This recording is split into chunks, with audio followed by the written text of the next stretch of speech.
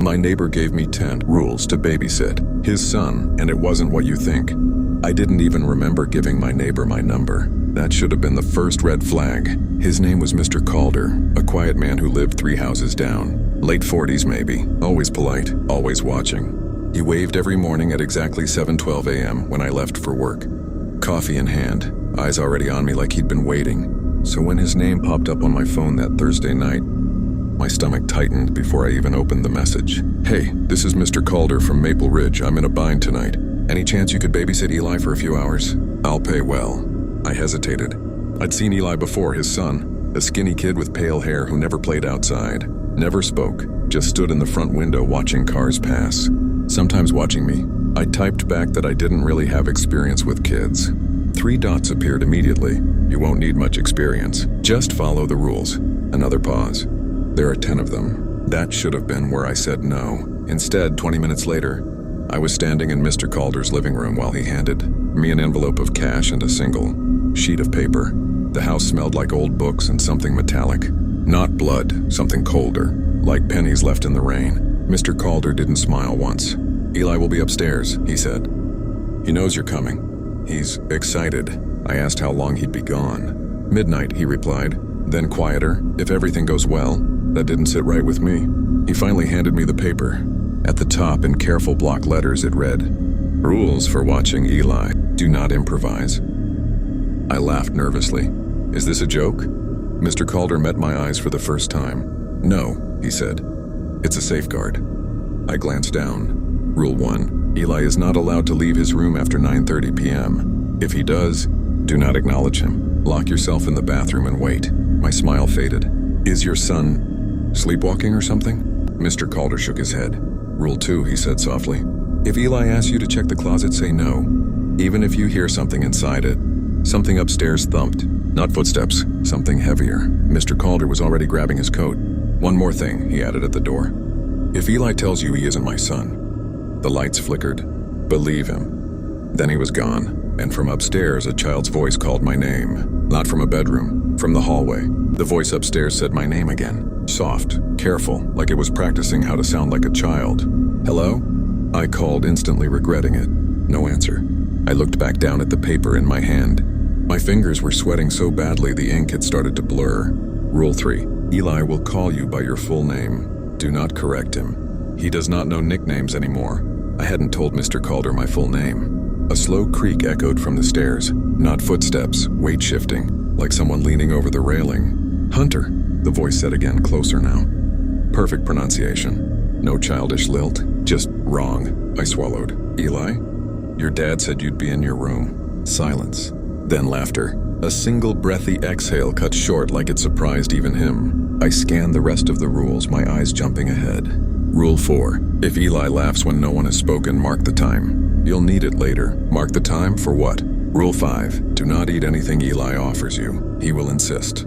He will be offended. Do not eat it anyway. I heard something slide across the upstairs floor. Slow. Deliberate. Then a small head peeked over the top step. Eli was thinner than I remembered. His hair hung in uneven clumps like it had been cut with shaking hands. His eyes were too dark for the dim hallway, swallowing the light instead of reflecting it. He smiled. "Hi, Hunter Marlowe," he said. My stomach dropped. "That's not my—" I stopped myself, remembering Rule 3. Eli tilted his head. The bones in his neck shifted audibly. "You're early," he said. "Dad usually brings the other ones." "The other ones?" I asked. His smile widened, too wide. The corners of his mouth trembled like they were being pulled. "They don't stay," he said simply. I glanced at the clock on the wall. 9:27 p.m. 3 minutes. "Why don't you go back to your room, Eli?" I said, forcing my voice steady. He considered this. Then slowly he stepped fully into the hallway. The lights dimmed. I looked back at the paper, panic rising. Rule 6. If Eli enters the hallway before 9:30, you may speak to him. If he remains after, do not. "Do you want to see something?" Eli asked. "It's in the closet." My heart hammered. Rule 2. "No," I said. His face changed instantly. Not anger, disappointment. "Oh," he said. "That's too bad." The clock clicked. 9:30 p.m. Eli didn't move, didn't blink, didn't breathe. The hallway temperature dropped so fast my skin prickled. He took one step toward me, and every instinct I had screamed one word. Bathroom, now. I bolted, slamming the door behind me, locking it just as something heavy hit the other side. Not fists, a body. From the hallway, Eli's voice seeped through the wood. "Hunter," he whispered sweetly. "You didn't read Rule 7 yet." Something scratched the door. Slow, patient. The scratching stopped. That was worse. I stood frozen in the bathroom. My hand clenched around the doorknob like it might dissolve if I let go. My pulse thudded in my ears, loud enough that I was sure he could hear it on the other side. "Hunter," Eli said softly right against the door now. "You're shaking." I hadn't realized I was. I slid down until my back hit the tub. Eyes locked on the thin gap beneath the door. Light spilled through it, then slowly dimmed as something blocked it. A shadow bent down. Two eyes appeared in the gap. Too low, too wide apart. I squeezed my eyes shut and looked back at the paper with trembling hands. Rule 7. If you are forced into the bathroom, turn off the lights. Do not let Eli see your reflection. My breath caught. The light was still on. The mirror hung over the sink, fogless and unforgiving. Eli chuckled. A wet, pleased sound. "You look different from this angle," he said. Thinner, easier. I slapped the light switch down. Darkness swallowed the room instantly. The scratching resumed, faster now. Nails dragging down the door like he was counting the grooves. "Good," Eli whispered. "Dad would be proud." My phone buzzed in my pocket. I almost screamed. A text notification lit the screen. The only light left in the room. "Mr. Calder, do not respond to him. He is testing you." Something slammed into the door hard enough to rattle the hinges. "Testing for what?" I shouted before I could stop myself. Silence. Then Eli's voice dropped its sweetness. "Compatibility?" The doorknob twisted. Once, twice. It stopped. A minute passed. Maybe more. Finally, Eli sighed. "You can come out now," he said calmly. "You passed that one." I didn't move. I reread the rules, my finger tracing the lines. Rule 8. Eli lies after 9:30, always. I stayed exactly where I was. The hallway floor creaked as something stepped back. Slow footsteps retreated toward the stairs. After several long seconds, I cracked the door open. The hallway was empty, but something was wrong. The house felt larger. The walls stretched subtly, like they were breathing. Family photos that had once shown Mr. Calder, holding a normal-looking child, now showed Eli. Older, taller, his smile wider in each frame. In the newest photo, Eli was standing alone. Behind him, a blurred shape loomed. Long arms, no face. My phone buzzed again. "Mr. Calder, you have done well so far. 2 rules remain." A sudden thud came from upstairs. Then another. Something heavy was being dragged.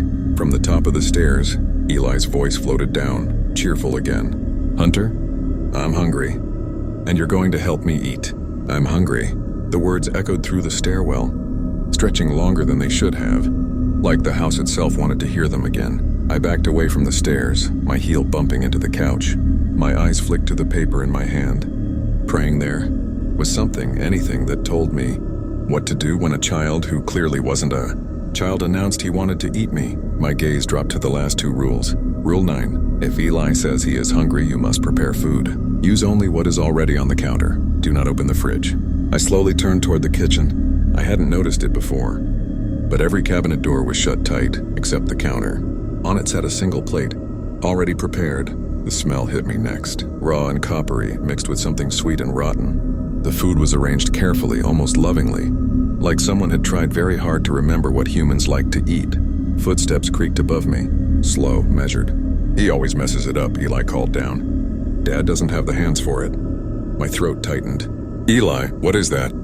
He laughed again, that breathy, delighted sound. "It's not for me," he said. "It's for you." My hands shook as I picked up the plate. It was heavier than it should have been, warm in a way cooked food shouldn't be. Something slid slightly, like it hadn't settled into its shape yet. The stairs groaned as Eli began to descend. 1 step, 2. I remembered the photos. The way Eli looked older in each one. The shape behind him. My phone buzzed. "Mr. Calder, this is the most important part." Another step. "You don't want to be rude," Eli said gently. That's how the others failed. I glanced down at the plate again and froze. It wasn't meat. It was clothes. A folded shirt, a shoe sole, a strip of something that might have been leather once. Darkened and softened beyond recognition. The implication slammed into me. "You don't eat," I whispered. "You replace." Eli stopped halfway down the stairs. For the first time, he looked confused. "Of course I eat," he said. "I just don't digest." His head tilted sharply, bone popping. I grow. The lights flickered violently. My eyes dropped back to the paper. Rule 10. If you realize what Eli truly is, you have one chance to leave. Do not run. Do not look back. And whatever you hear, do not answer. Eli smiled, and this time his jaw unhinged slightly as he did. Hunter, he said, voice layering over itself. Dinner's ready. I set the plate down carefully on the counter. My legs felt like glass, but I turned toward the front door and took one slow step. Behind me, Eli inhaled deeply. Oh, he said softly. You figured it out. The house groaned. Something tall unfolded behind me, joints cracking, stretching upward. I took another step, then another.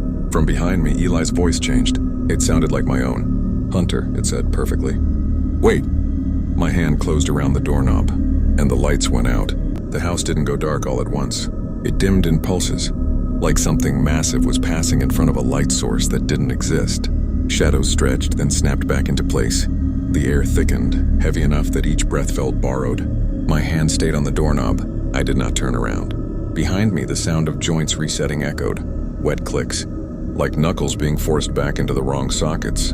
Something inhaled again, deeper this time, and the smell of copper flooded the room. Hunter, my voice said from behind me. Perfectly, the same slight rasp, the same cadence I used when I was tired. Rule 10 burned in my head. Whatever you hear, do not answer. I twisted the doorknob. Locked. Of course it was locked. The thing behind me laughed, and my laugh came out of its mouth. Oh, it said. You were always the smart ones. Ones. Plural. The floorboards creaked as weight shifted closer. I felt it at my back, not touching, just there, like standing too close to a bonfire. You don't have to leave, it continued, my voice slipping between tones. You could stay. Help, Dad. Help me finish. My phone vibrated violently in my pocket. I didn't want to look. I did anyway. Mr. Calder, if the door is locked, the house has chosen him. Check the mirror. My stomach dropped. Slowly, carefully, I turned my head just enough to glance at the hallway mirror beside the door. What I saw wasn't me. My reflection lagged half a second behind my movements, smiling when I wasn't. Its eyes were too dark. Its mouth opened slightly wider than humanly possible. Behind it stood Eli, or what he became. He was taller now, his limbs elongated, skin stretched thin and wrong over a frame that didn't belong to a child. His face shifted, trying on expressions. Trying on me. I almost fit, he said thoughtfully. But you'd be better. The reflection raised its hand. So did I. Our fingers didn't align. The reflection's fingers were longer, sharper. I tore my eyes away and yanked the door again. It opened. Cold night air rushed in sharp and clean. I stepped onto the porch, heart pounding so hard I thought it might burst. Behind me, the house screamed. Not Eli, not Mr. Calder, the house itself. Wood shrieked, glass rattled. Something inside slammed against walls too small to hold it. I walked, didn't run, didn't look back. Hunter! My voice called again, panicked now. Please don't leave me here. I kept walking. Each step felt heavier, like the ground didn't want to let me go. The front door slammed shut behind me with a force that rattled the windows. Silence followed. Then my phone buzzed one last time. Mr. Calder, thank you for your help. I will need a new babysitter soon. I didn't stop walking until the sun came up. And when I finally checked my reflection in a gas station bathroom, I swear, it blinked a moment after I did. I didn't go home after that. I sat in my car at the gas station until the attendant knocked on my window and asked if I was okay. I told him I was tired. That was true. I had never been more tired in my life. The mirror in the bathroom replayed itself in my head on a loop. It blinked after I did. I drove until the sky fully lightened. Until the world looked normal again. People jogging, sprinklers ticking. Coffee shops opening like nothing in the universe had gone wrong. By the time I reached my apartment, I had convinced myself of two things. One, I survived. Two, whatever Eli was, it stayed in that house. That illusion lasted exactly 3 hours. I was standing in my kitchen, staring at my reflection in the microwave door, when my phone buzzed. An unknown number. No name, just a photo. It took a second to load. When it did, my blood went cold. It was my back, my exact back. Same jacket, same posture, same slight tilt of my head I didn't know I had. The photo was taken from behind, from inside my apartment. Another buzz. A message this time. You forgot Rule 4.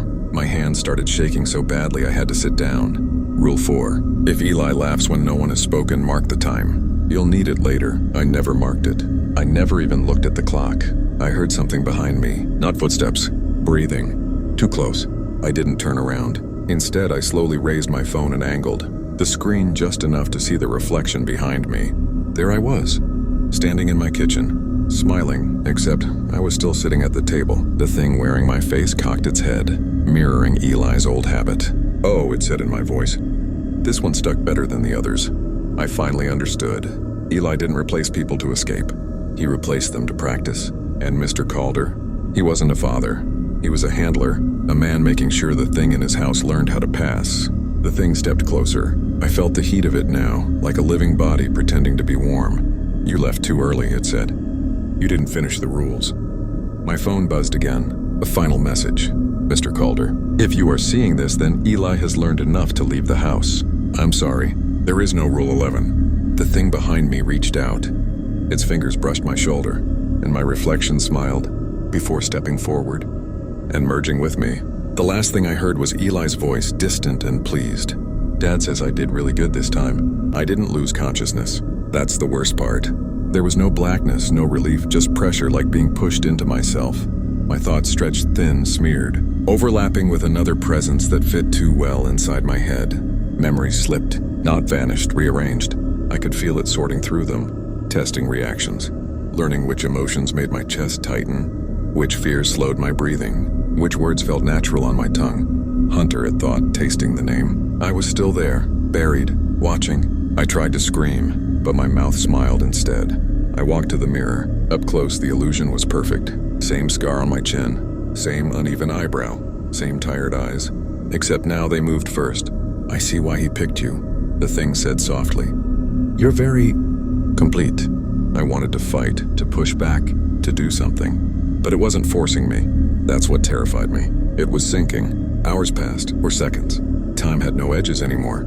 When it finally stepped outside my apartment, I felt the air on my skin and realized with horror that I felt fine, good even. People passed on the sidewalk. No one stared. No one screamed. A woman smiled at me. I smiled back. Inside, I was pounding on glass that didn't exist. We walked, not randomly, home. Mr. Calder was waiting on his porch when we arrived. Same calm posture, same neutral expression, like a man greeting a delivery. "You look stable," he said. "I feel great," my mouth replied. His eyes flicked, just for a moment, to something behind my eyes, to me. "I'm sorry it came to this," he said, not sounding sorry at all. But containment was never the goal. Integration was. He opened the door. The house looked smaller, emptier. The photos on the wall had changed again. This time they showed me, standing beside Mr. Calder, smiling, older in each frame. Eli's room was gone. In its place was a locked door at the end of the hall. Something moved behind it, scratched. "Do you hear that?" Mr. Calder asked. "Yes," my voice said. "Good, curious, hungry." He handed me a folded sheet of paper, fresh, clean. At the top, in careful block letters, it read, "Rules for watching the next one." I felt myself screaming as my hands unfolded the page and read Rule 1. Rule 1 was different this time. It had my handwriting, shaky but unmistakable. Rule 1. If he asks you for your name, give him the one you're using now. Never tell him what you used to be called. I felt something twist inside me, not fear, recognition. Mr. Calder watched my face carefully, like a teacher waiting to see if a student remembered the lesson. "You'll adjust," he said. "They always do." I wanted to tear the paper apart, burn it, swallow it, anything. Instead, I folded it neatly and put it in my pocket. Because I wanted to. That realization hit harder than anything Eli had done. The scratching behind the locked door grew louder. "Is he awake?" I asked. My voice sounded steady, interested. "Yes," Mr. Calder replied. "He woke up hungry." A pause. "He's been calling for you." The door rattled once. A small voice seeped through the crack. "Hunter?" My chest tightened. Something old and weak inside me stirred. "Don't answer," it begged. I stepped closer. "Hey," I said gently. "I'm here." The scratching stopped instantly. Silence. Then a relieved sigh. "I knew you'd come," the voice said. "Dad's been acting weird again." I flinched. Mr. Calder smiled faintly. "You see? He already trusts you." The door unlocked itself. Inside was a boy. Normal, freckled, brown hair. Tear-stained face. No shadows stretching wrong. No teeth where teeth shouldn't be. Just a scared kid sitting on the floor of a room that looked disturbingly familiar. My old apartment layout. My couch, my table. My life. He looked up at me. "Are you my babysitter?" he asked. I hesitated. For the first time since the merge, the thing inside me hesitated too. The boy held out a folded piece of paper. "I found these," he said. "They're rules. My dad said you'd know what to do." I took the paper, my paper, written by me. At the bottom, beneath Rule 10, something new had been added, in darker ink. Rule 11, if he ever realizes what you are, you must finish the job. My reflection stared back at me from the dark TV screen. It didn't blink, and behind me, Mr. Calder quietly locked the door. The lock clicked softly behind me. Final. The boy flinched at the sound and hugged his knees tighter to his chest. "Why did he lock it?" he asked. I didn't answer right away. I was reading the rules again, though I already knew them. Every word felt carved into the inside of my skull. The thing inside me, the thing that had learned my posture, my voice, my smile, was very still, watching, waiting. "He does that sometimes," I said finally. "It's to keep us safe." The boy relaxed a little at that. "Trust is easy when you're afraid." "What's your name?" he asked. Something deep inside me stirred. Not the thing, me. Rule 1. I opened my mouth. For half a second, I almost said my real name. The pressure hit immediately. Sharp, corrective, like fingers tightening around my thoughts. "I'm Hunter," I said. The boy smiled.